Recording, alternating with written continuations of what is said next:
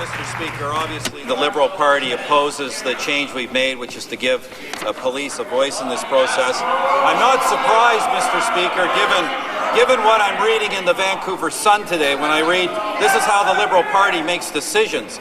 The Vancouver Sun has learned that the father-in-law of the Member of Parliament for Mississauga-Brampton is on...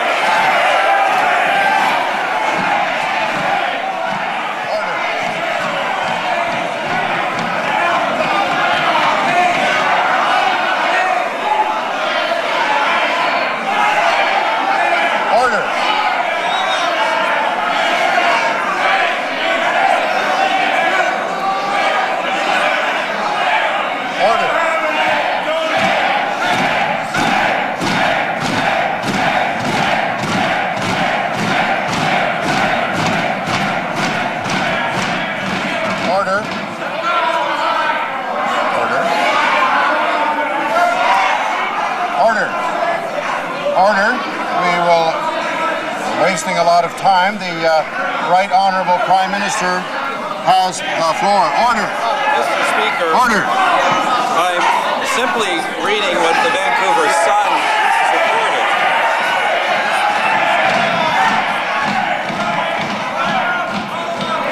Well, we can go straight to the block question if that's the preference. We're wasting time. Mr. Speaker, the Prime Minister has made an absolutely uncalled for attack on the integrity of a member of this House, and in so doing has shown no respect for this institution. My question, similarly,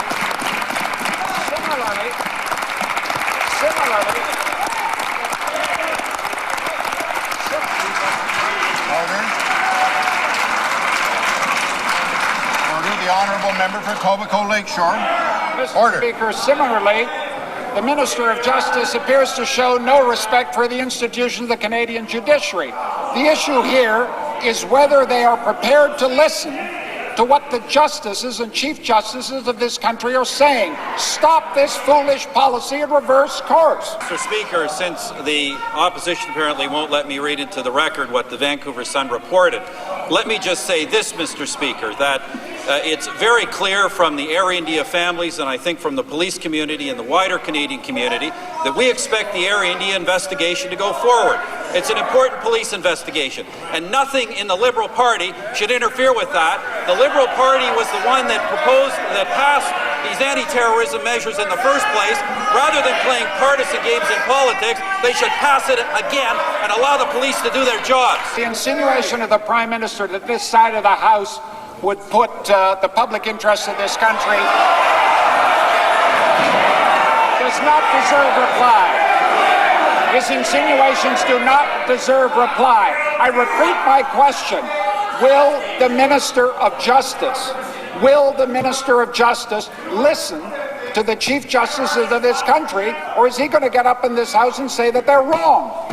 Everyone in this country knows, including many in the media who don't normally support this party. Everyone knows that it was the Liberal Party that supported these anti-terrorism measures. And everyone knows that the entire front bench of the Liberal Party supported those measures until 2 weeks ago when the leader of the Liberal Party started playing caucus games with the safety and security of Canadians. He should be ashamed of himself. The Prime Minister's allegations are simply beneath contempt. The Prime Minister has attempted in this House to impugn the character and the reputation of an honourable Member of Parliament. That is absolutely unacceptable, Mr. Speaker. Does he know that the newspaper story was correct or incorrect? Has he followed due process in making the allegations that he was proposing to make? Will he simply withdraw that character slur against a member of this House and live up to the basic decent standard of a Prime Minister? Order. Order. Order.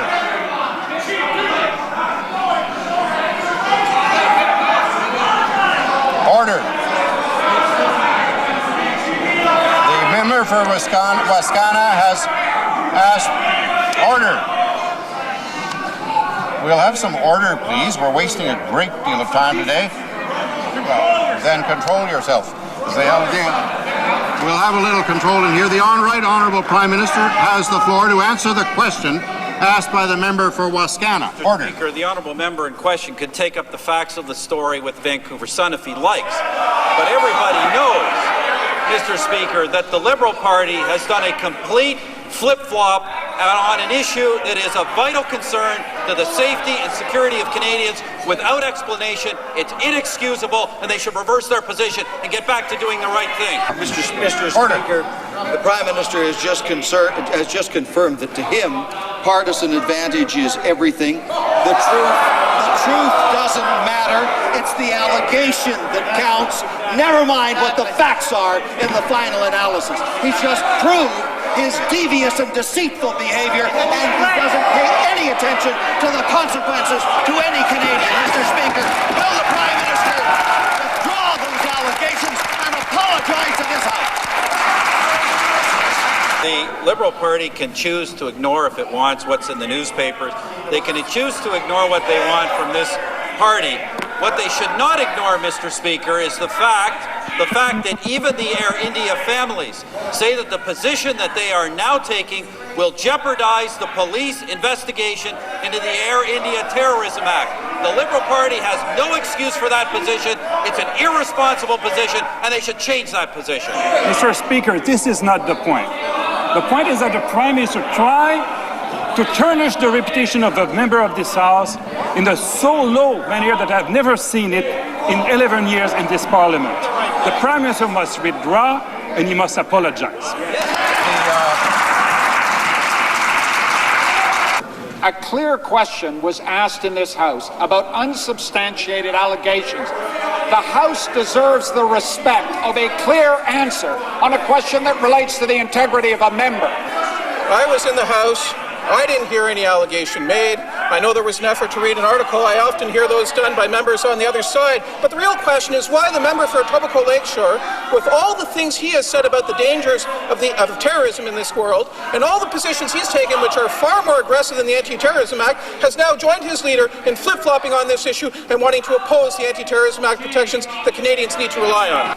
And Mr. Speaker, I would add my voice to those who would ask our Prime Minister to speak with the voice of Canada, to speak with the decency of politics, to speak with the consideration that this House has always known for one another, apologize and withdraw what clearly was going to be a drive-by smear. I respect what the honourable member said about decorum. It would be nice to have a little bit in the House so that we could deal with these issues. But it's a very odd situation where we're being asked to apologize for something that was about to happen. I think the Liberals should apologize for what they're about to do. In terms of the Anti-Terrorism Act, a provision that our concern is that the problem that's facing Canadians is a very serious one.